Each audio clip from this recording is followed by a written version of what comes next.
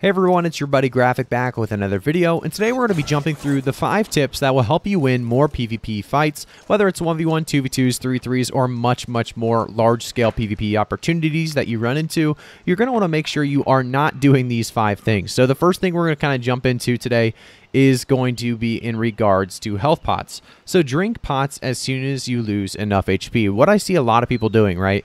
As soon as they take about half their health, they'll start using their health pot, or even 1/4 their health, they'll start using their health pot. Well, you don't want to use it too early, and you don't want to use it too late. So there is a nice middle ground. If we actually take a look at my health right now, it's about 8,723 health. So what you need to do is take some damage down to about 1/4 health, use your health pot, find out exactly how much health you're getting on consumption of that health pot. That's going to be very helpful when it comes down to finding when you should be using your health pots, because you don't want to use them too early where you're wasting a lot of that pot and now your pot is on cooldown in case you take a lot of damage and end up dying. And you also don't want to use it too late. So you want to use it as soon as you can to utilize the most out of your health pot. So definitely take a look and see how much it does specifically for you. It is based a little bit on a standard number, then also scaling based on your health. So definitely, like I said, check out how much it heals for you specifically. If you actually hover over it, it'll just say restores a large portion of your health. And you also see that the second cooldown is 30. So you're going to have to be very, like I said, smart about when you use this to make sure it's healing as much as it possibly can, but you don't want to wait too late until you're just healing up to, 3/4 health, and then you have to wait another 30 seconds.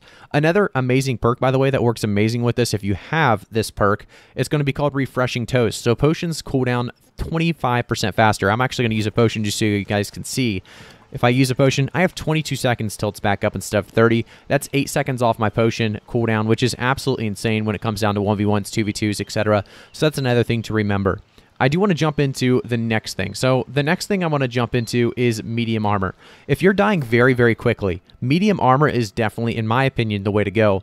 Right now, there's a couple different ways to get to medium armor, but the main thing to do is get to 22.9 out of 50. That's going to be the really sweet spot, because it's going to give you the most physical and elemental resistance, and at the same time still keep you in that medium armor threshold where you still get these jumps, and they only cost 40, so you can actually get 3 jumps before you're out of stamina.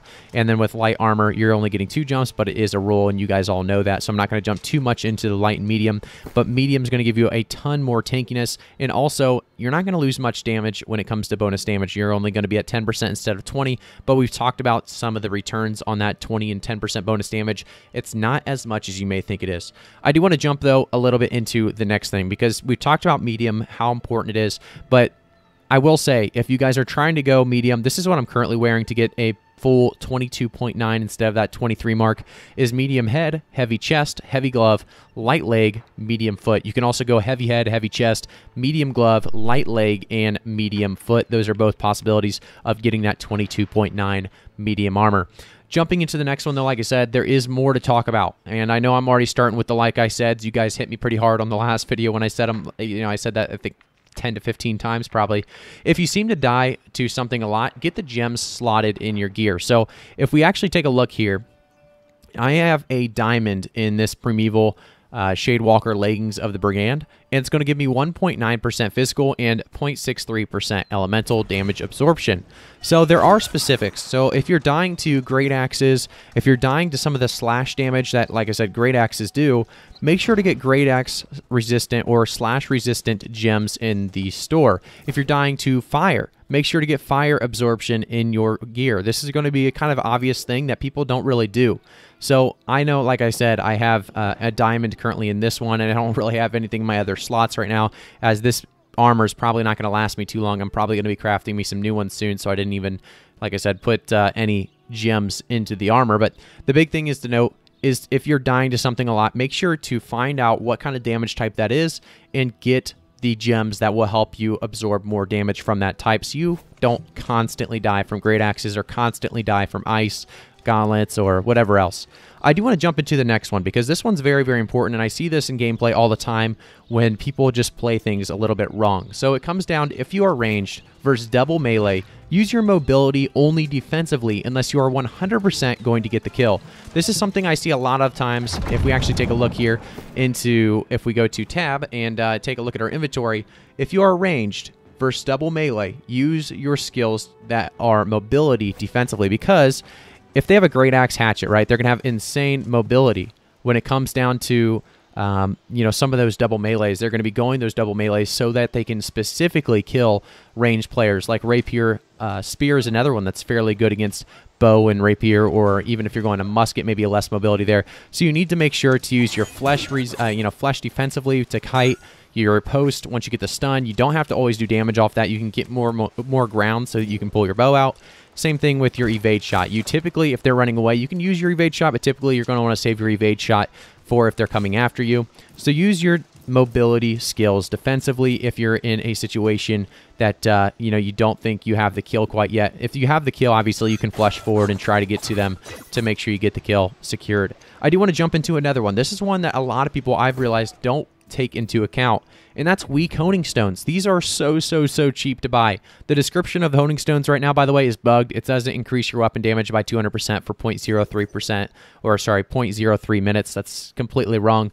What this does is increase your damage by 4% for 10 minutes. So it's actually a decent buff. So if we actually put this on right now, you can see the weak honing stone going across the rapier, and you can also see it down here. So increases weapon damage. It still says the wrong description, but you have a 10-minute window there that it increases your damage, and that's going to be on both weapons. That increases your damage for 10 minutes. So 4%, very cheap on the market. I think it's like 0.1 gold per weak honing stone, because it's a great way to level a specific trade skill. So I'm going to jump into another great tip for you guys. Hopefully this one helps you out as well.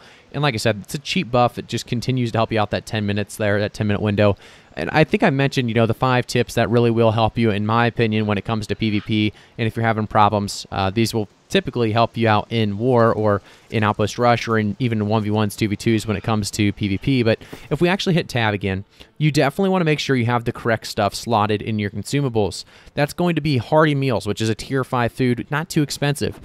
Obviously, this applies to level 60s. For different people, you're going to only be able to get certain tier foods, certain tier potions, so do whatever you can here. But like I said, hearty meals, infused regeneration potions, and infused health potions, and that weak honing stone in my 6th slot. So what I will make sure to do here when I'm, you know, running around, let's say I'm going to eat my food. Obviously, want to have food popped at all times.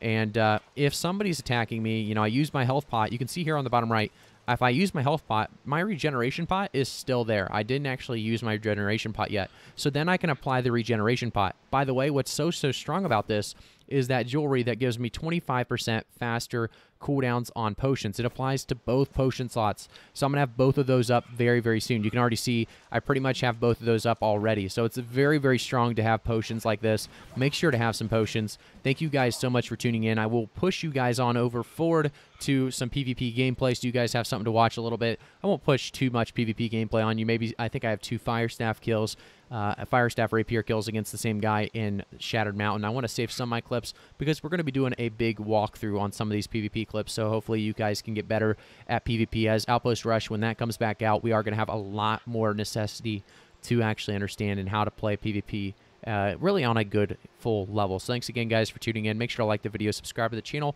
turn notifications on, and you can also follow me on twitch.tv/iGraphicGuy to see and find more content.